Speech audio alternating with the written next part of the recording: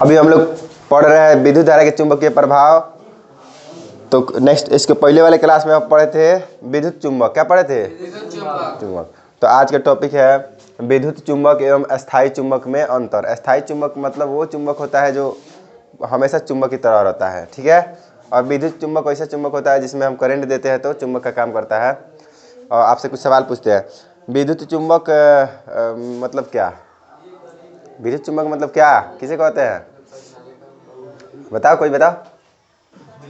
विद्युत चुंबक किसे कहते हैं? अगर वो नहीं पता होगा तो इसमें अंतर पढ़ने से कोई फायदा है नहीं। कल पढ़ाए थे। हाँ, उसको परिनालिका बोलते हैं, नरम लोहा। जब किसी नलका में नरम लोहा, हाँ, नरम लोहा मतलब क्रूड जो होता है ना वो नरम लोहा रहेगा, उस पर लपटा रहेगा, करंट देंगे तो विद्युत चुंबक की तरह कार्य करेगा। चलो समझो, विद्युत चुंबक अस्थायी चुंबक है। कैसा चुंबक है? अस्थायी चुंबक है। और क्षण चुंबक अस्थायी चुंबक है। क्षण चुंबक कैसा चुंबक है? तो हो याद हो जाना चाहिए। इतना चौकन्ना रहा पूरा टॉपिक के लेके, क्या हो रहा है उसको दिमाग में सेट करो। सुस्त रहेगा फिर समझ में नहीं आएगा कुछ भी, कुछ भी अच्छा ही नहीं लगेगा सुस्त रहेगा तो। यह प्रबल चुंबकीय बल लगा सकता है। कौन? विद्युत चुंबक प्रबल लगा सकता है। इसमें मतलब अधिक से अधिक बल लगा सकता है, ठीक है। हाँ, और इसका आकर्षण बल कमजोर होता है। जो अस्थायी चुंबक होता है ना वो आकर्षण बल कैसा रहता है? कमजोर। उसका ज़्यादा नहीं लग सकता, जितना क्षमता है उतना ही लगाएगा। और विद्युत वाला जो है इसमें ज़्यादा विद्युत धारा प्रवाहित करेंगे तो ये ज़्यादा, ठीक है। वही इधर ध्यान दो, विद्युत चुंबक की शक्ति ना फेरों की संख्या पर निर्भर करती है। ज़्यादा उसमें ज़्यादा फेरों की संख्या है तो वो ज़्यादा पावरफुल होगा, कम फेरों की संख्या कम। आई अस्थायी चुंबक की शक्ति निश्चित होती है, उसमें फेरा वेरा तो होता नहीं है, निश्चित होती है, ठीक है। पदार्थ की मात्रा पर निर्भर करता है। बड़ा चुंबक है तो थोड़ा सा पावरफुल होगा लेकिन अस्थायी रहता है, वो बढ़ता घटता नहीं है। पूछेंगे तो बता देगा। मतलब विद्युत चुंबक अस्थायी चुंबक में अंतर। तो विद्युत चुंबक अस्थायी रहता है और अस्थायी चुंबक तो अस्थायी रहता है। विद्युत चुंबक का बल प्रबल होता है और उसका कमजोर होता है। ये फेरों की संख्या पर निर्भर करता है और निश्चित रहता है, फेरा की संख्या से कोई मतलब नहीं है। अब एक नोट लिखे है कि क्षण में विस्थापन उस समय अधिकतम होता है जब विद्युत धारा की दिशा चुंबकीय क्षेत्र की दिशा के लंबवत होती है। और इस लाइन को समझने के लिए फेलेम के नियम समझना जरूरी है। क्षण में विस्थापन उस समय अधिकतम होता है जब विद्युत धारा की दिशा चुंबकीय क्षेत्र के दिशा के लंबवत होती है। अब विद्युत धारा की दिशा चुंबकीय क्षेत्र की दिशा अगर एक दूसरे के लंबवत है तो क्षण में विस्थापन ज़्यादा होगा। लंबवत मतलब ऐसे, विद्युत धारा की दिशा चुंबकीय क्षेत्र की दिशा या चुंबकीय क्षेत्र की दिशा विद्युत धारा की दिशा। बात समझ रहा है ना? एक दूसरे के लंबवत हो तो क्षण में विस्थापन ज़्यादा होगा, ठीक है। अगर खूब इसको बढ़िया समझना है तो आइए फ्लेमिंग के वाम हस्त नियम को समझते हैं। फ्लेमिंग के वाम हस्त नियम। भैया वाम हस्त का मतलब होता है बाया हाथ। वाम हस्त का मतलब और दक्षिण हस्त मतलब होता है दाया हाथ। तो फ्लेमिंग बाएं हाथ के कुछ नियम बताया, मतलब ये तो लिख दिया गया है, मतलब ऐसे कुछ लिख दिया जाता है कि हाँ ऐसा ऐसा होता है तो उतना समझ में नहीं आएगा तो बाएं हाथ का प्रयोग करके बताया। आवाज़ से लग रहा है कि उतना बोलने का मन नहीं कर रहा। मन देखो ध्यान से, क्या किया? प्रयोग के आधार पर फ्लेमिंग ने चुंबक द्वारा धारावाही चालक पर रोक लगाए गए बल की दिशा जानने के लिए एक नियम बताया जो इस प्रकार है। मत कहने का मतलब ये कैसे हुआ तो सुनो। जब विद्युत धारा प्रवाहित होता, ध्यान से सुनो, विद्युत धारा प्रवाहित होता है तो चुंबक की तरह कार्य करता है। तो चुंबक चुंबक को आकर्षित करता है या चुंबक चुंबक को विकर्षित करता है। तो सवाल ये है कि जब विद्युत धारा, इधर ध्यान से सुनो, जब विद्युत धारा किसी चालक से प्रवाहित हो रहा है, किसी चालक से प्रवाहित हो रहा है तो चुंबक की तरह कार्य करेगा। तो इसके आसपास हम चुंबक लाएंगे तो इस पे प्रभाव पड़ेगा कि नहीं पड़ेगा? पड़ेगा, पड़ेगा ना, पड़ेगा भाई। क्या कि तभी चुंबक हो गया, इसका रूप बदल गया। जब चुंबक हो गया तो चुंबक की तरफ या फिर आकर्षित होगा या विकर्षित होगा। ये क्या मतलब डिस्टर्ब होगा कि नहीं होगा? हाँ, मतलब सटेगा नहीं, बात अलग है। लेकिन ये जो धारा का मान है ना उसमें कुछ ना कुछ परिवर्तन लाएगा। हाँ, मान के चलते हैं कि प्रवाह को रोकेगा। क्या करेगा? क्या कि हम इसमें चुंबक लाते हैं तो प्रवाह को रोकेगा, मान लेते हैं।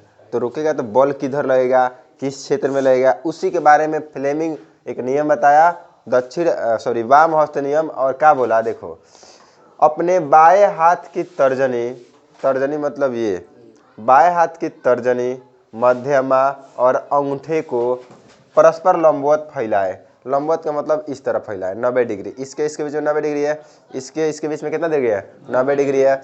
तो परस्पर लंबवत फैलाए, वो फैला लिए।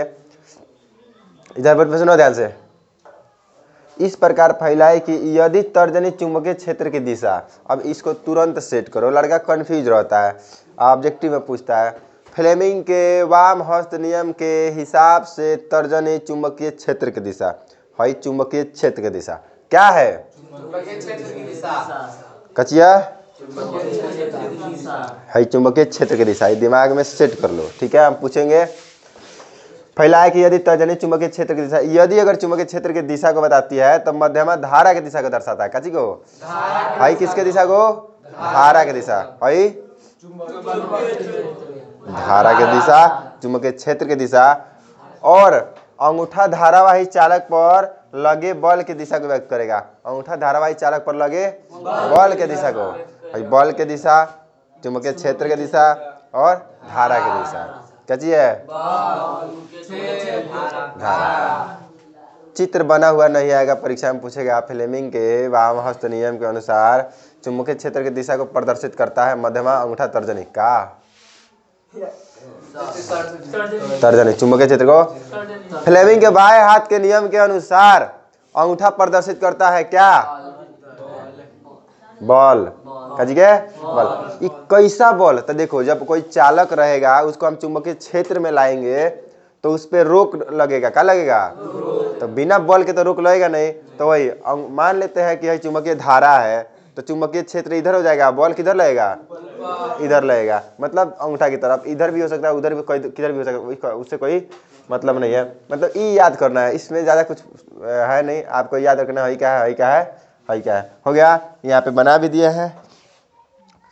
चुंबकीय क्षेत्र इधर है, धारा इधर लग रहा है और बल किधर लग रहा है? ऊपर लग रहा है। इस तरह से डायग्राम में बता दिया गया है, धारा, क्षेत्र और बल 90 डिग्री है परस्पर। कितना डिग्री? इधर मत देखना 45-45, इस तरह से 90 डिग्री है। बात समझ में आया? अब थोड़ा सा आपसे पूछते हैं, एक होता है लॉरेंज बॉल। कैसे होता है? एक होता है लॉरेंस बिश्नोई नाम सुना है?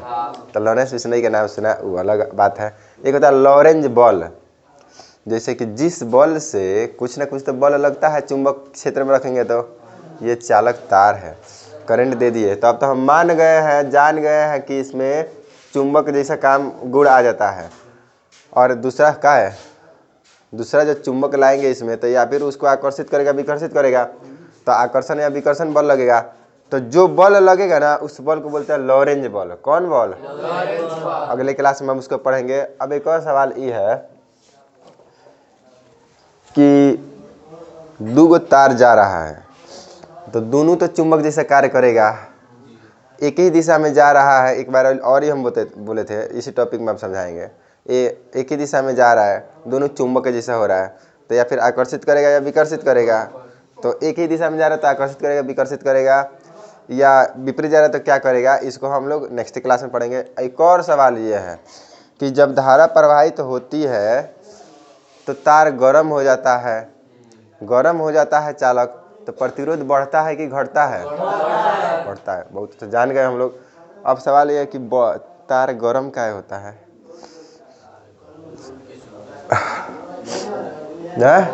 मैं गर्म क्या होता है? तार गर्म क्या होता है? उसमें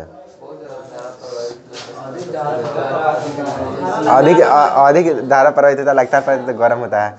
ठीक है, तो देखो, हाँ तो बात सही बोला सब कुछ, लेकिन उसमें उसके अंदर होता क्या है? उसके अंदर तो हम बता, देखो वो बना है तो किसी न किसी पदार्थ से। पदार्थ का छोटा कण क्या होता है? परमाणु होता है, और उसमें है इलेक्ट्रॉन। तो इलेक्ट्रॉन प्रवाहित करता है, तो इलेक्ट्रॉन जब प्रवाहित करता है ना तो वो टकराता है परमाणु से। परमाणु कण से क्या करता है, टकराता है, इसलिए गर्म हो जाता है। कोई पूछेगा कि चालक तार गर्म हो जाता है क्या है, तो ज़्यादा लोड पड़ता है तो ज़्यादा धारा, अरे होता क्या है, तो होता यह है कि देखिए उसमें है परमाणु, इलेक्ट्रॉन प्रवाहित करेगा, तो जब इलेक्ट्रॉन प्रवाहित करेगा कैसे प्रवाहित करेगा, इधर जैसे मान के चलो परमाणु में इलेक्ट्रॉन होता है, तब परमाणु थोड़े प्रवाहित करता है, इलेक्ट्रॉन प्रवाहित करता है, तो इधर से उधर टकराते हुए जाता है परमाणु से, किसी और परमाणु का इलेक्ट्रॉन हमसे टकराएगा, इस तरह से हमेशा टकराते रहेगा, तो हीट होगा कि नहीं होगा। तो इसका जवाब ये है कि जब इलेक्ट्रॉन प्रवाहित होता है तो जिस जो चालक है उसका जो परमाणु होता है वो परमाणु के कण से टकराता है, और ज़्यादा प्रवाहित होगा तो ज़्यादा टकराएगा तो जल्दी गर्म होगा। मतलब मेन क्या है कि इलेक्ट्रॉन ना परमाणु से टकराता है इसलिए गर्म होता है। ठीक है, आगे का टॉपिक बहुत इंटरेस्टिंग है, और दक्षिण हस्त नियम है, बाएं हाथ का नियम है, छोटा चैप्टर है लेकिन इंटरेस्टिंग चैप्टर है, इसमें जनरेटर मोटर भी पढ़ाना है। ठीक है, रख दो इसको।